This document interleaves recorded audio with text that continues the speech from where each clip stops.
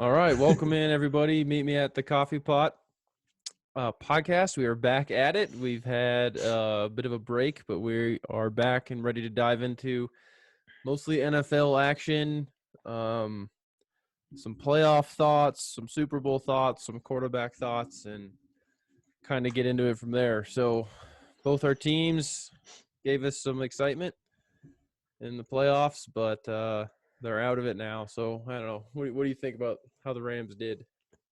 Honestly, I'm not too disappointed in them. I think, I didn't think we were going to win in Seattle, if I'm being completely honest, just based on the fact that we didn't really have a quarterback that day. And surprised me there. I was super excited and went to Green Bay. It didn't look very good, and I think our offense didn't help our defense very much. So I'm looking forward to the future, is what I'll say. Yeah, and we can get into the future a little bit more later, I think, when we'll discuss the blockbuster trade action. But yeah, I didn't think they'd beat Seattle in Seattle either, just because they split during the regular season, and then I kind of thought the home team would take it type deal, really close, and you guys didn't have a quarterback, so that was good to see them get a win up there. But yeah, I don't know, it's kind of a weird year for the Rams. Kind of like, I felt real up and down, and like they seemed like one of the best teams, and then it seemed like they weren't going to make the playoffs, and then they seemed really good again. I don't know. So It was weird. I started the season and I'm like, dude, we look really good. I was already like, yeah, the playoffs are going to be fun and then we got to like week 15 and I'm like, wait a are minute. we making the playoffs? Like You were like, week 14, you're like, this is how we get the 1 seed, and then week 15, you were like, this is how we get the wild card. Yeah, pretty much. Well, it was pretty Yeah. much the Jets game. I remember Yeah. before the Jets game, I'm like, Yeah. we beat the Jets, we beat the Niners, who are horrible, and we're in. We can be playing for the 1 or the 2 seed, and then we lose both of those games. And I was like, dude, we could be playing to make the playoffs. We could sneak into the wild card. So I'll talk about the Bills real quick. Unbelievable year, super exciting. Obviously, best team in my lifetime. Definitely the best team in my conscious memory. Extremely excited about the future with Josh Allen and Stephon Diggs. The defense struggled earlier in the year, and they got themselves back together. And if you'll remember on the podcast earlier, I said, I think the Bills are the one team in the AFC who can beat the Chiefs. And I said that because I said, when the Chiefs go on that inevitable Patrick Mahomes unstoppable, snapping off points in the second, third quarter, I said, I think the Bills are one of the few teams offensively who can counter the blows and keep pace and make it close. Yep. Well, they were set up. Bills were up 9-0 in that game. And then the Chiefs scored 21 straight points. And they didn't counter the blows at all. And that's what I was saying. I thought the Bills had enough offensive firepower. When the Chiefs scored 21 straight points, they could score and get back into it, but they could never get ahead. They were always, even when they were ahead, they felt like they were always just a step behind, and Tyreek Hill ran wild. So I don't know. It was really fun to watch, but it was disappointing end. Yeah, no. I mean, I loved watching Buffalo this year. I think I caught most of their games, probably all of them, honestly. And they were just super excited to watch. Josh Allen is awesome. But I guess we can use that to go right into the Super Bowl talk. We're talking about the Chiefs. What are you thinking? What are your thoughts on the Super Bowl this year? So I'll just come out and say it. I said, I was talking to Gene, and I might have said it here. I don't remember. I said, I think the winner of the AFC championship game will win the Super Bowl. And I really thought that. And it was really cool actually to see Tampa. I'm actually kind of excited to see Tampa in. I don't know. I'm not anti-Green Bay guy. I just kind of, I don't know. It's just kind of fun it's a good story. It's good to see. It's fun to watch an underdog go on the road, a 5 seed go on the road and earn their spot. But I think I'm taking the Chiefs. And the Chiefs are minus 3.5. And I guess I should also just say right now that you won the jersey competition. So congratulations. And be looking out for that. But so this pick doesn't really matter, but I'll pick it anyway. I think the Chiefs are going to win the game, and I just think that the defense that bailed out Tom Brady's 3 interceptions in the NFC Championship game isn't going to be enough against the Chiefs and Andy Reid having 2 weeks to prepare. So I think the Bucs in a flawless game, I think if there's a flawless game that the Bucs play that they can win, but that's not really how football works. And I think over the course of the game, the couple like a turnover here or there, and the Chiefs are going to be too much for them. So I'm taking Kansas City 30, Tampa Bay 24. Big spread. All right. Can I say one more thing? Go ahead. I realized what I did. I picked against Tom Brady. Okay, I've done it before. I've done it a lot, and I'm wrong. And if I'm wrong again, I'm an idiot, and I deserve it because at this point, you're an idiot if you're picking against Tom Brady, right? This is his 10th Super Bowl. If you think about that, dude, one man has started a quarterback in 10 Super Bowls. That's seemingly impossible. And so who am I to sit here and pick against him? But I'm picking against him. But I recognize his greatness. Good. So that's actually one of the reasons why I'm picking Tampa Bay plus 3.5 points. I think they're, as far as offenses, so you were saying the Bills had the offense that could match up with Kansas City. I think Tampa Bay's offense, talent-wise, is also there. So this offseason, they picked up Gronk, which I don't think is a big deal. I think he's blocking a lot. He's catching like 1 or 2. He's making 1 or 2 big plays a game, if that. But I think, having Chris Godwin already and Mike Evans, who are 2 stud wide receivers, and then picking up Antonio Brown, who's like the last half of the season, or I guess like pretty much the last quarter of the season and the playoffs, he started playing really well. You can tell Tom Brady loves throwing to him. I mean, the dude's a weapon. I think they can go. He definitely looks for opportunities to get it to him because they're buddies. Yeah, they're best friends. I think they live together, right? Yeah.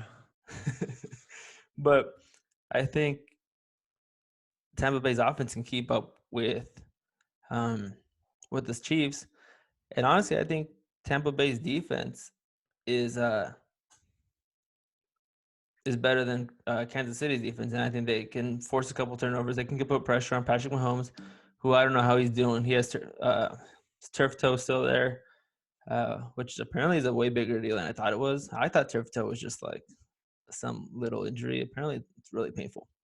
But he still got turf toe. Eric Fisher, he's out with the thing. Yeah, it's a big thing.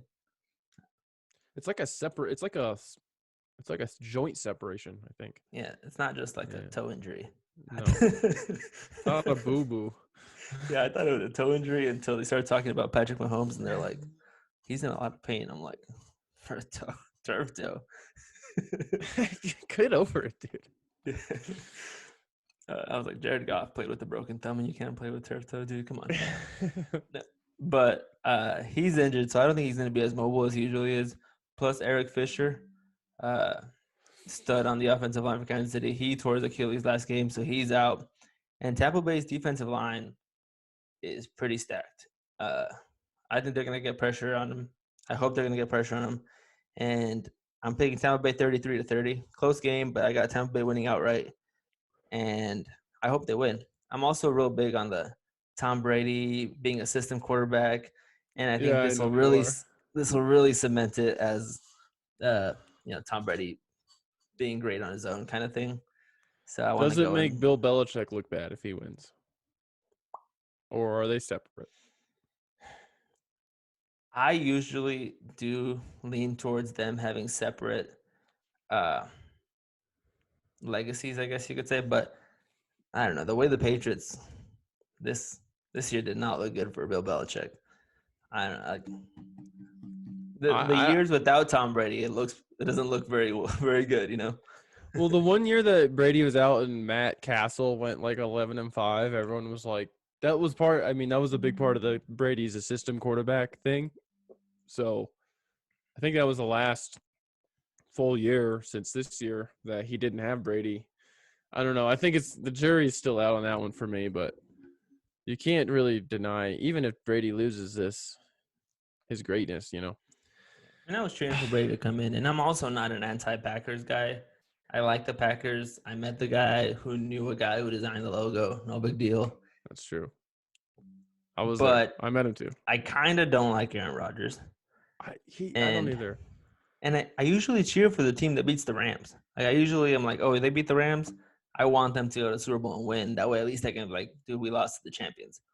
But I was definitely cheering against them this year, against Tampa specifically, just because. I feel like Tom Brady went from. I feel like the hate scale on Tom Brady has gone way down since he left the Patriots. Too. Like, I'm not cheering for him, but I was never a huge anti-Brady guy, even though, I mean, I don't like the Patriots. You know what I mean? But I also was like, I didn't dislike the Patriots. I disliked that they were really good. You know what I mean? But you see what I'm saying?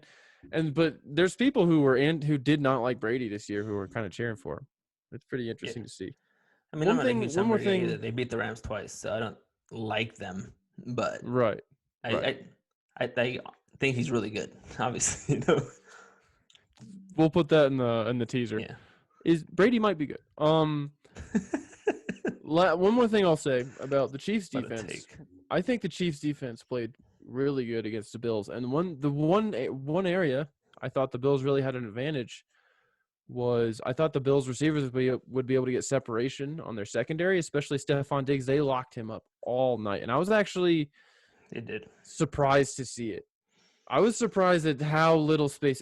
I mean, they showed times when Josh Allen was sitting back there and he had time, and because he didn't have time all night, but there was time when he had time, and he would sit there, then he'd roll out to his right, and they showed the sky cam, and he had nowhere to throw. And as a fan, you're kind of watching like, God, get the ball out of your hands, and you see the receivers. They would show the replay, and they kept circling. Dude, they were just locked up. Their secondary played out of their mind. And so you did mention the strength of the receiving core of the Bucs, but if Kansas City plays that way again, I think their defense is going to really play well again too. I don't know. I was surprised. I think Stephon Diggs is better than any single receiver. I think. Well, I'd rather have Stephon Diggs than any single receiver in Tampa Bay. But the fact that Tampa Bay has 3 wide receivers that could be a number 1 receiver on another team, like Godwin could be the number 1 receiver. Obviously, Antonio Brown and Mike Evans could be the number 1 receivers. So I think it does add a little bit of, you have to figure out which corner is going to guard who, and you have a couple tight ends that can catch the ball. So I think it adds a lot to the game just because they have more talent, more depth, than the Bills did. No, the Bills have Stephon Diggs more talented, Beasley. I think. Cole Beasley was playing on a broken leg. Did you hear that? Oh yeah, I saw that afterwards. He played 3 games on a broken fibula. That probably hurt. Probably worse. Maybe worse than tough toe. I'm not sure. You'd have to ask. Is there a comparison of turf toe versus broken fibula? So I'm glad I didn't know your pick until we did this. So I'm glad that we picked opposite. It's kind of a fitting way to end the picks year. Come down to one final battle between the two of us. All right. There's the Super Bowl. Can I say one more thing about the Super Bowl too? I feel like this is like the least. I know everything's different, but I feel like it's like the least hyped Super Bowl I can ever remember. It feels like it's just kind of happening. Like it's like. Yeah. Well, yeah, I agree. I think there's no. Do you get that feeling? It's kind of like lame. Yeah, I think a lot of the season no media felt this way. days. And I think it's partially because after the Bills lost, I needed like a couple days of like no football. Like I just watched basketball and hockey, and I didn't look at anything football. I just needed a break, and I think that I kind of like put it out of my mind. And so then I came back a week later, and I was like, oh yeah, the Super Bowl. Where usually I'm like, Super Bowl, one last game, woo. Also, last comment. I don't know how you feel about it, but I think real ugly color jersey game. Like I'm not digging the red on red. Like I'm not a fan of the jersey colors. Well, what if they did this? What if I can tell you who's wearing what? I don't know who's wearing what, so I'm assuming that they're not wearing the pewter jerseys. No. You know the pewter jerseys? Yeah. I've seen love those. So Tampa had first pick, and they went with the white jerseys, pewter pants. And Kansas City's wearing the red. Yeah, that's not going to be great. Either way, like I think the two teams, like, it's not a good. I'm trying to pull it up here. It's not very aesthetically pleasing. Bills would have looked way better. The Buccaneers rebranded back to how they used to be, and it's one of the best jersey / rebranding moves I've seen in a long time, because I'm not talking about, man, I just want to find a picture of this. I'm not talking about the original coming into the league ones, but then they did these ones for a while, like these weird numbers with, can you see that? Oh no, not even a little bit, dude. Look at that. That's not. I wish that worked. They did these weird numbers, like, right, and then they did the two-tone shoulders, and then they had an orange stripe going through them, like, hey, remember that used to be our color? And they said, okay, forget it. And so they got rid of all of that, and they went back to their jerseys look very similar now to what they did in 2002 when they went to their last Super Bowl. Yeah. And that was actually a really good backwards rebranding. So good job by them. I definitely like it. Has I agree with you. Big Warren Sapp vibes. Yeah, big Mike Alstott vibes. Ooh, I like that guy. Big neck roll guy. Neck rollers, awesome. Yeah. So yeah, no, you're right. I heard of once Bill Cowher, coach of the Steelers, he said whenever he goes to the Super Bowl, he chooses to wear white because it's like a road game, and it's like he wants to make everything the same, and it's a road game. And so whenever I always like the team that chooses white. I'm like, they know what's up, dude. That's true. I feel like, but it's not a road game. This is the one year where you wouldn't do that because it's not a road game. Yeah, it's actually a home game. Yeah, they should. Yeah, this was the one time. Yeah, they messed that one up. Oh. All right. Anyway, all right. Super Bowl. I guess. Are you making any special food or anything? Not really. I think we're going to our friend's house. We're just doing, I think, the normal wings and everything. We didn't really want to have people over. Just have a new baby and stuff. It's kind of not good Super Bowl environment. I don't do anything. I don't do parties. I don't do groups. It's like my favorite day of the year. I don't want someone like caring about commercials. You know what I mean? I'm like that guy. I mute the commercials. I'm not, you know what I mean? But I'm not anti-commercial. I just don't care. The year that the Rams played, I was more like that, where I was like locked in on the game. Right. Now, after the Rams lose, I'm kind of like, yeah, I'll watch a football game and enjoy it like the rest of the common folk. It's like my break. No. Usually the Rams don't play in it most of the time. No, I get you. But it's my break from for me, part of it's like it's the last game of the year, and I just kind of want to enjoy it and actually watch it and not, you know what I mean? So. Yeah. Well, usually I'm just so like old guy, I guess. When the Rams are playing, I have both of my TVs set up. I'm like watching one game. Football season is actually pretty stressful for me because I'm all in on the Rams. So like any Rams game is a roller coaster of emotions, and then I'm all in on fantasy league. It's a mess. It's very stressful. I'm sure fantasy is no good. I watched the Bills-Colts game, which was the game I was most nervous for, the wild card weekend game, in this room on the computer so I could just be by myself in the room. And I was very nervous. I couldn't eat all day. I was surprised how rattled it got me. And then the other games I watched on the couch. For some reason, that first game, I was just afraid. It was like the first game. I didn't want them to go 13-3 and then lose the first game. I don't know. I was actually the same way. I was super nervous and I was distraught about the Seahawks game. But the next week when we played the Packers, I'm like, whatever, we got this. I was way more confident about that. I really like the way our defense is going to match up. It's just, you can only do so much. I was positive they were going to beat the Ravens, and I was like, I thought they had a real good chance of beating the Chiefs. So I was just kind of like, here we go. But the Colts game, I was like, this is going to be terrible. Anyway. Oh, yep. All right, well, where do you want to go next? Talk about quarterback situations. Talk about the Colts. Yeah, let's talk about the Goff trade. Ooh, all right. I got some thoughts, so I'll let you go first. All right, so for anyone that doesn't know, it was the biggest news this week as far as the NFL goes, I think. Goff So the Rams got Matt Stafford from the Detroit Lions in exchange for Jared Goff, next year's third-round pick, and then the next 2 years' first-round picks. So the Rams, that's, I think, 7 years straight that we're not going to have a first-round pick since we got Jared Goff, actually. Wow. I think Jared Goff was our last first-round pick because we traded like That's 3 away really for him, interesting. 2 more for Jalen, and then 2 more for Matt Stafford. So I personally, I like the trade. I've always been a Matt Stafford fan. I mean, he's got a rocket for an arm. The dude's tough. I felt bad for him that he's in Detroit. I'm not sure I ever was like, man, I hope he plays for my team. But he's always been a likable guy. So I'm not upset that we picked up Matt Stafford. I guess what I'm saying. I would rather had Deshaun Watson, but I don't imagine the price tag on him. We'll get into Deshaun Watson here too. I imagine Les Snead like at least inquired about it. He probably was like, "Oh, yeah, I can't afford that," and then, "Oh yeah, we can't do that." He's like, "Oh, that's crazy." Click. No, I'm sure the call was made. Yeah, but I like it. I think, especially for a team like the Rams, who I think Les Snead and I think Sean McVay think that the clock's ticking and they need to win now. So I think they're going with the hey. We have a championship caliber defense right now. Our offense is good right now. We need a quarterback right now.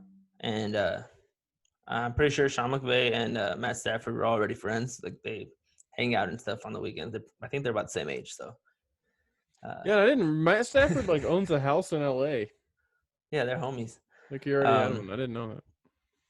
I think I heard somewhere that they were both in Cabo when the news broke. So they were already hanging out.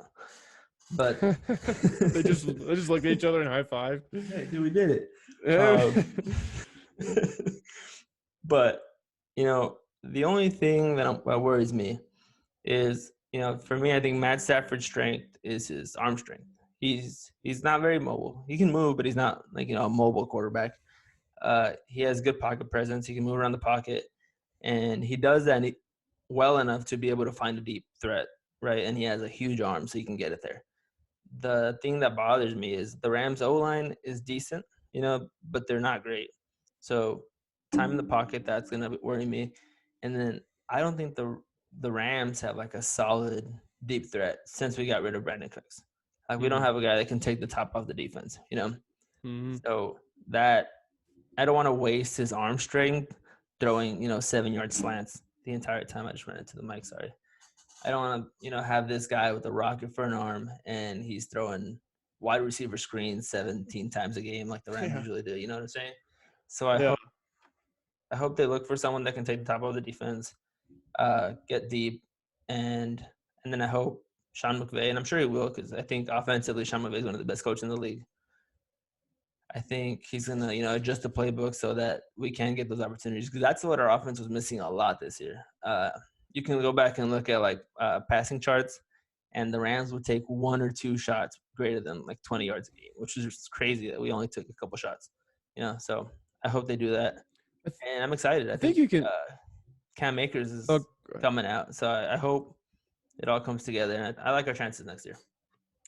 I hear what you're saying about the passing game, and I think you can almost think about it backwards too, where it's you guys didn't have a deep threat, but also 7-yard slants and wide receiver screens 20 times a game might have also not been a function of the receivers, but of Goff himself, because Sean McVay might not have thought he could really unleash the playbook or whatever, because if Goff was kind of a limiting potential there. So yeah, I think if you even keep the exact same personnel to play, the offense is going to open up more of a Stafford anyway.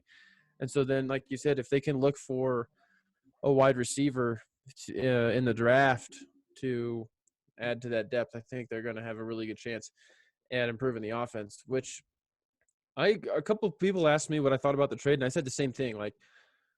If you think you're a quarterback away, which they very might well be because of how close they were this year. But if you really think you're a quarterback away, it's go get the quarterback.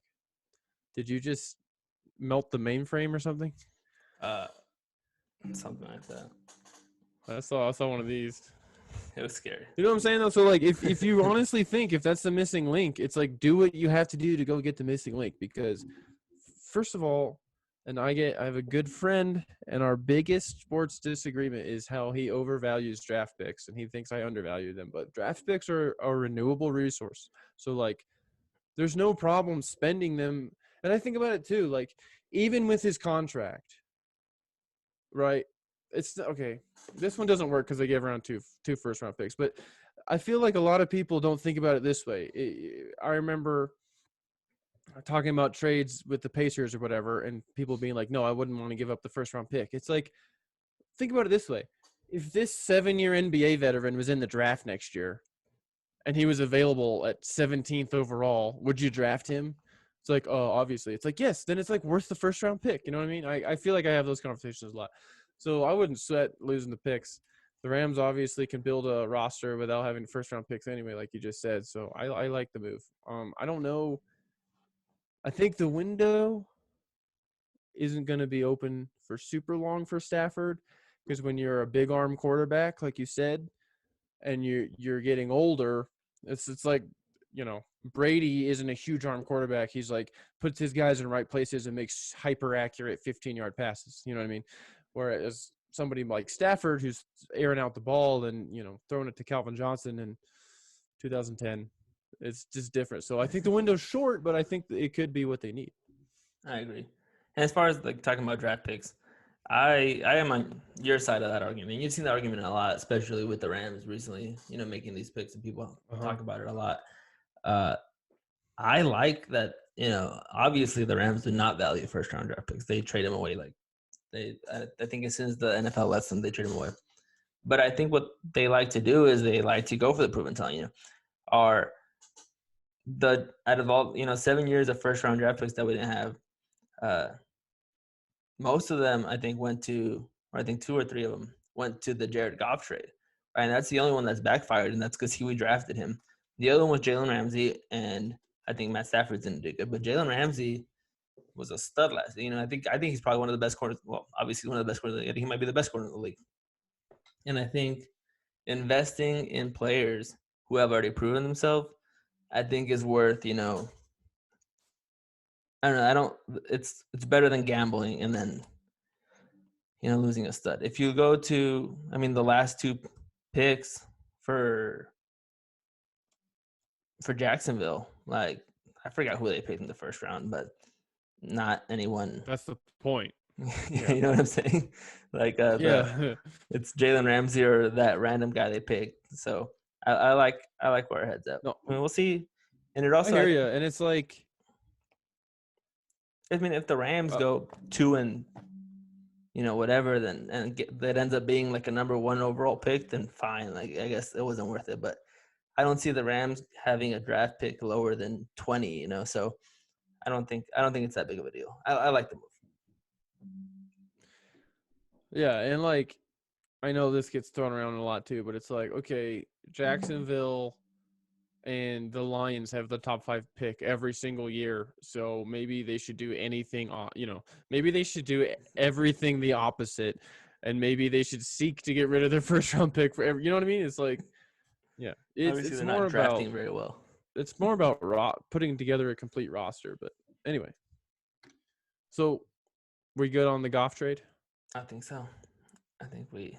All right, I want to say what I think about the Deshaun Watson deal, because Deshaun Watson formally requested a trade. He like kind of hinted around like some Instagram stuff, and then he just said, I want to trade. The Texans hired a coach who no one's excited about, which I don't really understand why they did that. I don't understand why they didn't just roll the dice. They went for this like safe, don't be mad at us pick, I guess. I don't really know. And I'm not saying Deshaun Watson shouldn't try to leave or shouldn't want out, because I kind of think he should. But if I'm the Texans and I'm entering a clear rebuild, J.J. Watt's probably going to move on. It's like, what is the one position going into a rebuild that you want to sort out to actually like put yourself on track? It's quarterback. He just signed a long-term contract extension before this season. So why would they trade him? Now, I guess the argument could be because of the price for Stafford, the price that kind of set the field, or the playing field, and then this price for Deshaun Watson might be like so crazy that you should do it. But it's like, if you're going into a rebuild, that's the one position you want sorted out. I would not trade him. I would keep. Everyone agrees he's one of the best quarterbacks in the league, right? And he's like 26 years old. How do you not want that guy going forward leading your team? I would not trade him. The issue is he'll probably hold out if you don't. He's going to hold out forever? I mean, I don't know. But that's where the issue is. The issue is like the players have enough power. It's not an issue. If he holds out. Really don't. If anything. If I was Texans fans, I'd want him to hold out. That way he doesn't get injured during the rebuilding phase. They'd be like, yeah, hold out for 2 seasons. Come back in 2 years when we have a team around you, and then you'll start. In the meanwhile, we'll start guys Wilder or something. I don't hate that idea either. Here's Deshaun Watson's choices. Okay? No one put a gun to his head and made him sign a long-term contract extension. Here's literally his choices right now. He plays quarterback for the Texans, or he retires. So, like, he doesn't have the power. I don't understand. Like, he can request a trade all he wants, but, like, he's not going to purposely take the field and play bad to, like, stick it to them. That's not going to happen. So, like, he could hold out. James Harden it. Yeah, well, yeah. He could just eat his way out of Houston. Football's different, though. That would be so funny. He shows up like 40 pounds overweight. But you know what I mean? Like, I wouldn't trade him. I would have him. I also wouldn't. I would have probably hired somebody else as head coach. But I don't. Yeah, I would not trade him. You can't. I agree with you. You can't be Houston and have this stud quarterback and then not hire some offensive. You have just to go for it. Yeah, exactly. Even. And now, what's the OC for Kansas City? Why? Eric why Bieniemy. Yeah, Eric Bieniemy. Like, I would have tried that. Like, dude, try that. What is the problem? Why is everyone like? They're like, the season ended yesterday. I want a head coach in my office tomorrow morning at 9 a.m. It's like, or just wait. Just wait. Like, it's like, but then we're gonna hire a guy last. It's like, yeah. All the coaches you want are probably still playing. They're busy. All the coaches you want are busy. Do you like, dude? And if they hired Bieniemy, Deshaun Watson probably wouldn't be like, "Oh, you guys are throwing in the towel." I'm not like, again. I'm not saying Deshaun Watson shouldn't want out. I think he should want out. I just think if I was the Texans, I wouldn't let him. I would want out if I was Deshaun Watson. I want him to leave. But I agree with you. I think the Texans should hold. I mean. They've got nothing. It's like he's like their one asset. Why would you give that up?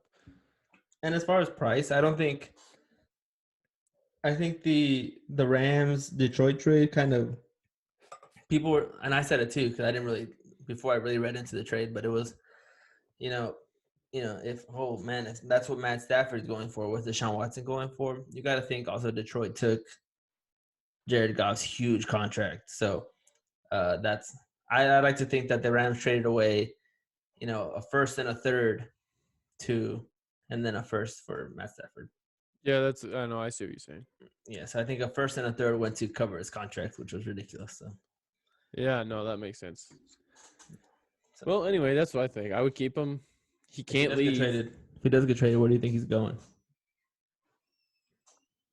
Miami, like he wants to?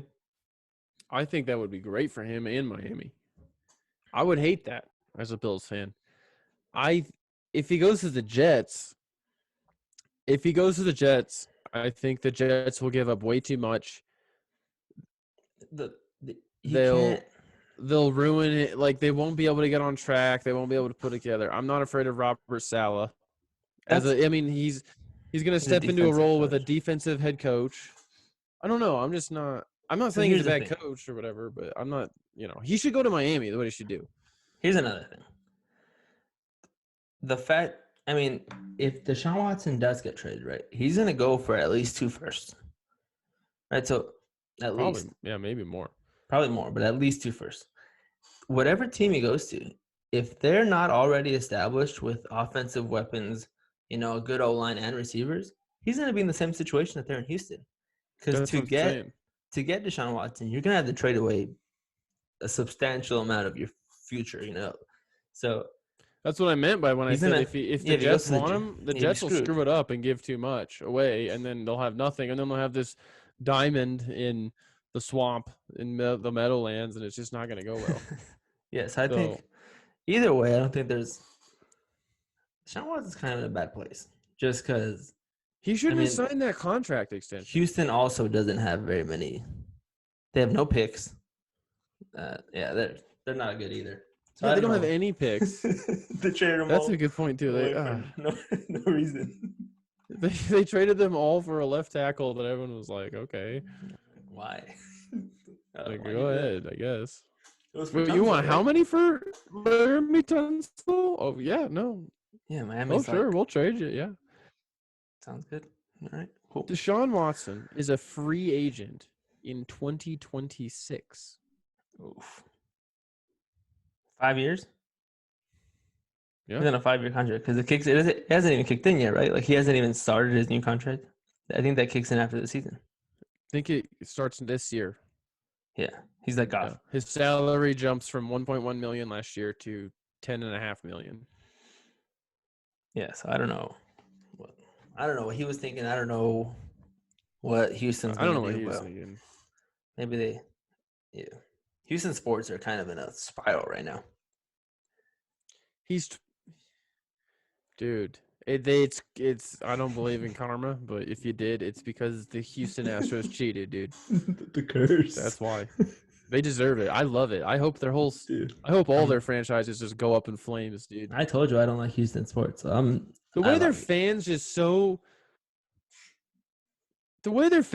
leaned into like first they were like I listen to a lot of sports radio, okay, so I get a lot of this. I heard a lot of this. And first it was just like no, like, Mike Fiers is just bitter. We weren't cheating, blah, blah, blah. And then it was like, oh, everyone does it. It wasn't that bad. And now Houston Astros fans are full-blown like, yeah, we cheated. Big deal. You're going to take our trophy back? Yeah. It's like, oh, you guys have I hate Astros fans. It's gross. I was, one of my uncles, they live in Houston, Astros fans or whatever. They're the ones that went to a World Series game and stuff. And I was like, yo, like, you're okay with that?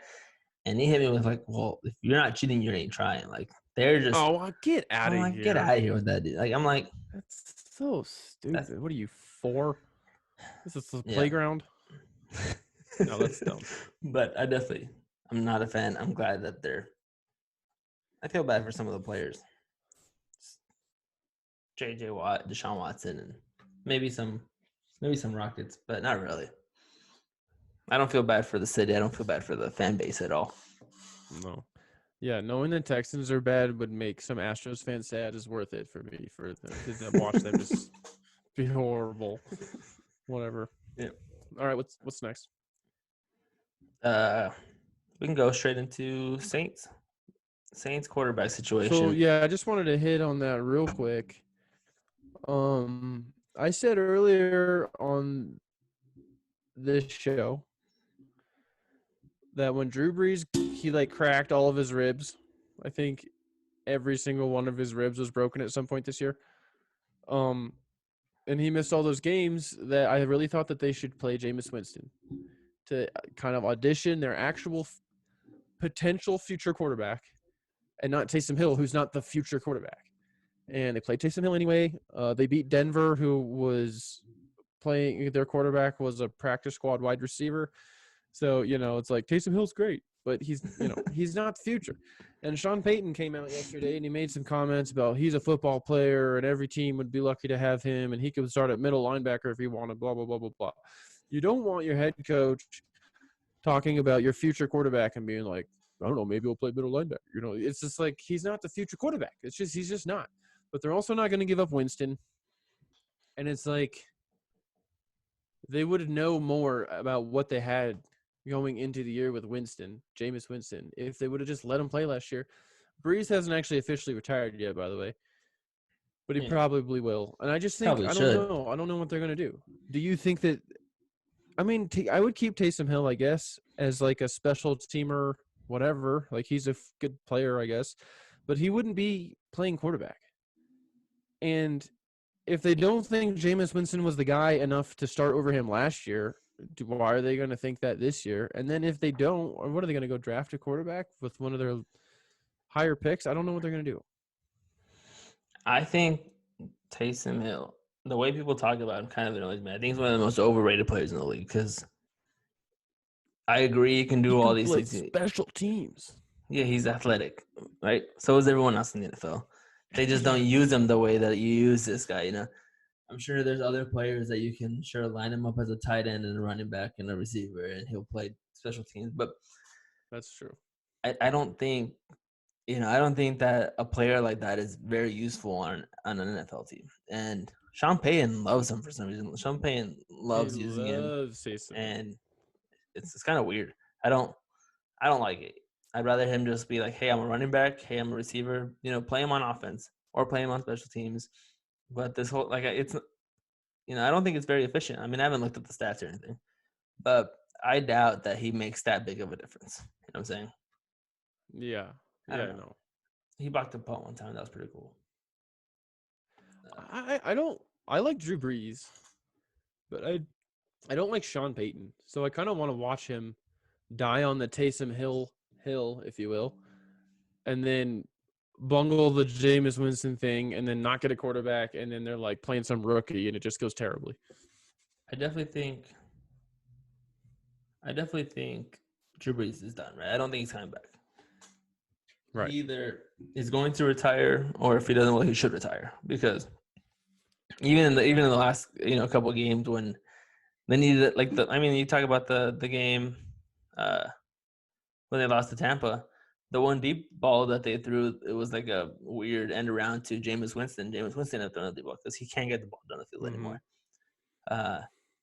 He's not very mobile. He can't move around the pocket. I think they definitely have to move on from Drew Brees. Is Jameis Winston the guy? I mean, I don't know, but I mean, it's the best quarterback they have on their team. So I think I completely agree with you that they should have at least seen what they have last year, because right now it's like they don't know. They don't know how he's going to play. They don't know, because the big thing is the big downside to Jameis Winston is he throws picks, right? He turns the ball over. He also throws touchdowns, baby. Yeah. That was in a Bruce Arians offense that is known for turning the ball over. They throw interceptions. Like even Tom Brady threw a bunch of interceptions in the first half of the season. So they definitely should have been like, hey, let's put Jameis Winston in this offense. I totally agree. See if it works out. Or, see maybe the LASIK. Maybe the LASIK makes a difference. He can see linebackers now. Yeah, he had surgery. He can see through. He was when he lines blind. up, it tells him if they're playing zone or man defense. He had that installed. So he should be. I don't know. He should be good. But all right, well, let's lastly quickly hit on the Colts situation. And because they have the world's most expensive backup quarterback. Do you have any idea how much Jacoby Brissette makes? You want to guess? No.